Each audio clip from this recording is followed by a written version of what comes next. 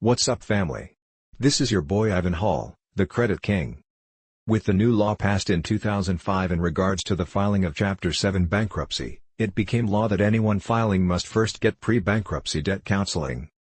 The debtor must get counseling and certification from a non-profit credit counseling agency before the forms can be filed for your bankruptcy. This usually entails one or more counseling sessions and, when completed, certification so you can proceed with the bankruptcy filing.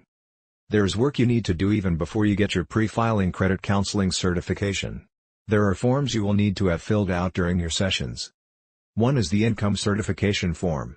This exposes your income and includes a fee schedule. There is also a budget form that will need to be filled out. It is pretty self-explanatory. With these forms complete, and your certification now complete, you will need the nonprofit credit counselor to fill out your affidavit and agreement for credit. Your attorney, along with a copy of your state ID, must also notarize this form. All of these forms must be presented to the court clerk before you begin to file your bankruptcy paperwork, along with a notable fee. Many companies offer this service not only in their office, but also online with one-on-one telephone counseling sessions. Once you have completed these steps, you are ready to file the paperwork with your bankruptcy court. Be prepared though, because following the court process, there will be another counseling session you must attend.